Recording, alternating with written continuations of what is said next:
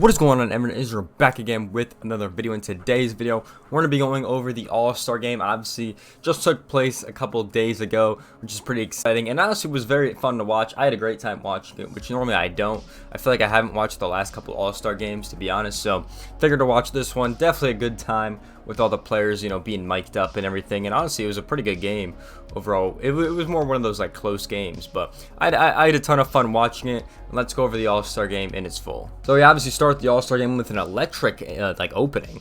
I mean, it's kind of crazy. I mean, we got Cole on the mound. Acuna hits it to right field. Garcia kind of in the sun, makes an incredible catch though. Very hard when you're tracking in that sun. I can definitely tell you from experience that's not easy, especially at the major league level. So really good play from Garcia that one able to track that ball down and make the nice catch overall. So incredible way to start the game off the bat. And it is obviously Cole's outing. I almost thought Cole gave 2 home runs, but we'll move on. And then Freddie Freeman pretty much does the same thing right here. Hits a nice ball to Randy Arozarena out there, and he makes a nice grab right at the wall. I think that might have been gone if that was not caught. So Freddie Freeman also getting robbed at the wall. Seems to be a little theme here going on.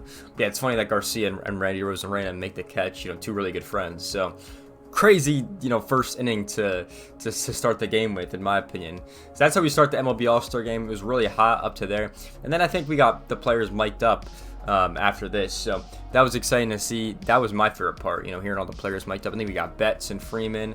I think Juan Soto was in there. I think we had Corbin Carroll. It was all the National League guys, and none of the American guys were mic'd up, unfortunately. I don't know why that was. But yeah, it's kind of how the All-Star game went. So that was pretty cool to see, and it's cool to have the players mic up, since you really don't ever get to hear them when they're actually playing.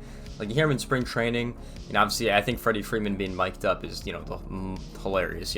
We've seen all of his clips over the years that he's had, especially from spring training, and they're pretty funny. But Zach Gallen on the mound, his stuff was actually insanely good in his outing, not gonna lie.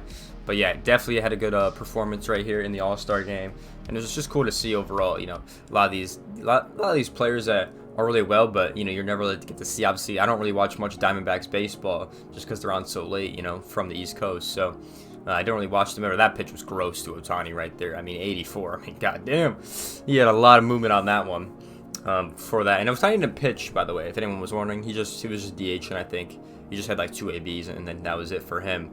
So he didn't pitch. Randy Arozarena gets the knock right there to Corbin Carroll. Gets the first base hit of the night. And Freddie Freeman and him were talking. That was kind of funny over there. You can't steal hits or whatever. You can't get them. So that was kind of funny overall from the mic'd up thing. But yeah, honestly, it was really cool. I wish they did that more often. But obviously, when the actual games are, I understand why. But yeah, it just seemed really cool. I also love the uniforms they had on. I thought they were really cool, especially Helm's chest, or his like chest plate over there on his catching gear. It looks really solid with the Seattle colors. Especially Murphy's chest plate. I don't know why I said Helm. That's wrong. I'm pretty sure he had a cool one on too. Yeah, his was definitely pretty solid. And then the uniforms just look cool. They got their own hats with the gray. Obviously, their logos on the side of their jerseys, and then the pants, they have their logos on them as well. So really cool jerseys overall. Yandy Diaz with this home run right here when Corbin Carroll was mic'd up over there into the bullpen. So really impressive from him. Obviously, he's, I don't think people really look at him as, an all-star caliber player, but he is definitely doing a solid job with the Rays right now. And definitely, one of the better players. I mean, look at that curve. Kind of hangs that one in kind of the inside part of the plate. Mitch Keller didn't really land that one where he wanted that. But yeah, definitely taking advantage of that. Home run right there, Yandy Diaz. The AL goes up 1-0 at the start of this one. So impressive from him overall, able to take that one to left field. And then throughout the next innings, we got a lot of pitching dominance, I think. Obviously, Sonny Gray's stuff was really good tonight. A lot of pitchers had some pretty good stuff in the game, to be honest. There's only a couple of pitchers that even let up runs in this one. So, yeah, really good pitch from Sonny Gray. I mean, look at that drop. I mean, that's insane that the ball can even do that. And the ump cam was really cool. They showed it a couple of times in the game, but it definitely was cool to watch, which I personally liked. Another pitch right there to Mookie Betts, able to get him out. Yeah, his stuff was incredible, so definitely can see why the Twins got him. Hopefully they make the playoffs. They're falling to the Guardians right now, but hopefully they're able to make that playoff run. Maybe they'll pick up some more pieces, because they definitely have been struggling pretty well. George Kirby on the mound, going to give up that double to JD Martinez right there, and he's going to get 2 bases out of that one. So he's going to get the double, and yeah, he kind of just left that one kind of over the plate, so not really the best from him. JD Martinez had a good game. I think that was his second hit of the night or first hit of the night, something like that. He had a good game. performed pretty well in that DH spot. Yeah, kind of another inside, kind of over the middle of the plate.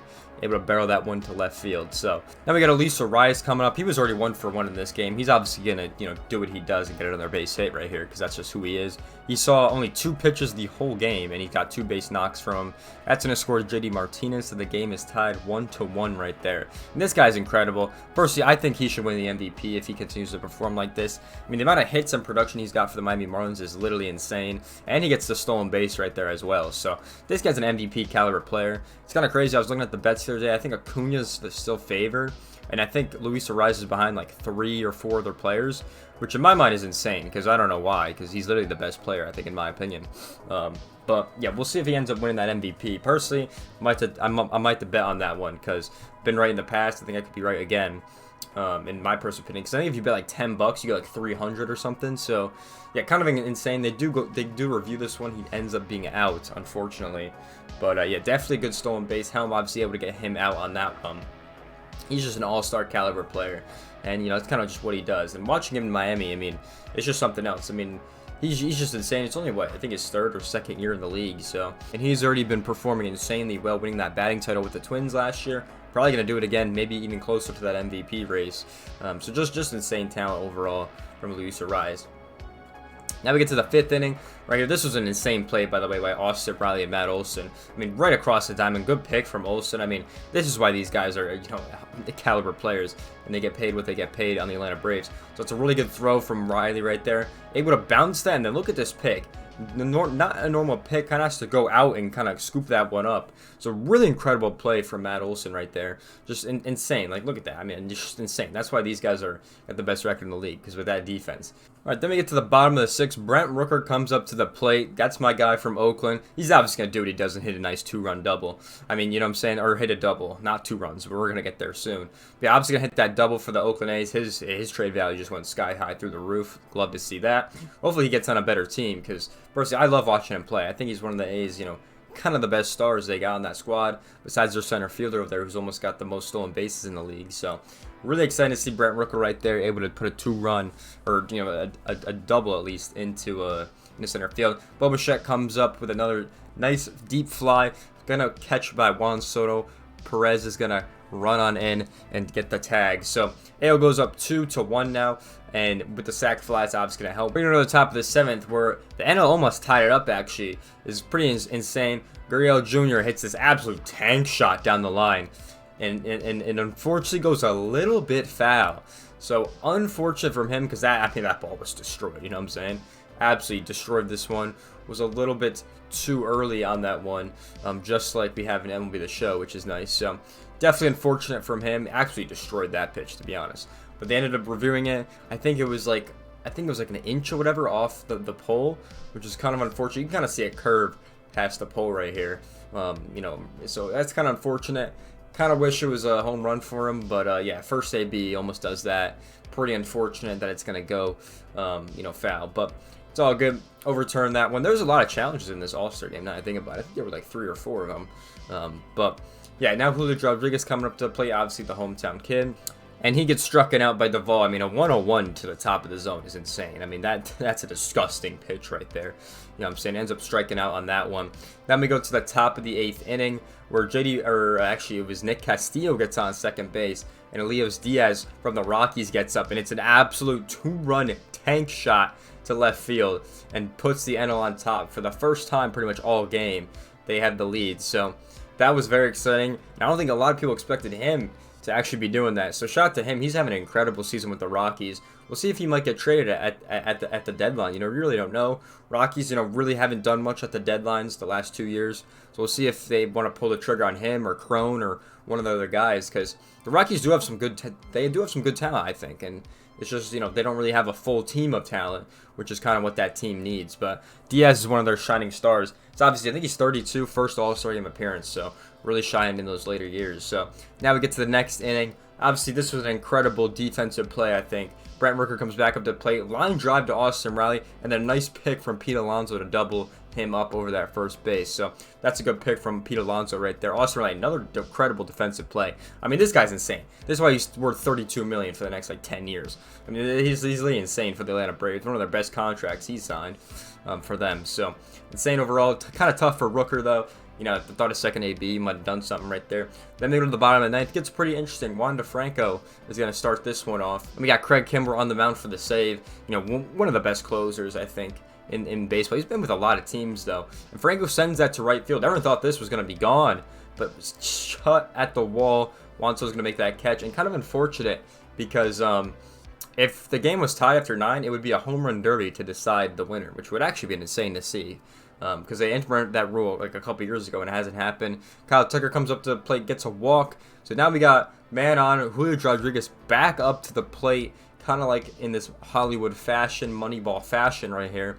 We'll see what we can do. Got to get at least a double to try to drive this guy in. Ends up getting a walk though. So 2 walks in a row from Craig Kimbrell. His pitch count was up to like 30, I think, at the end of this game. So now we have J-Ram coming up to the plate for the Cleveland Guardians.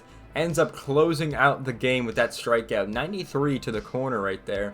And the NL finally gets their first win since 2012.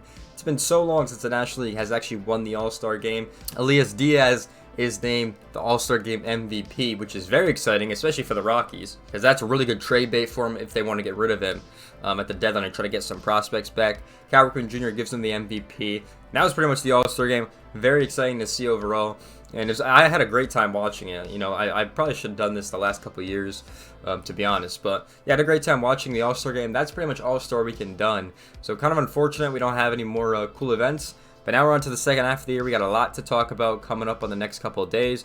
We have got the second half predictions I'm going to make soon. And then we're obviously going to talk about the trade deadline coming up, because that's a very exciting topic that we're going to get to. But if you guys enjoyed this video of recapping the All-Star Game, make sure you guys like, comment, subscribe. I'll see you guys in the next one. Peace out, everyone.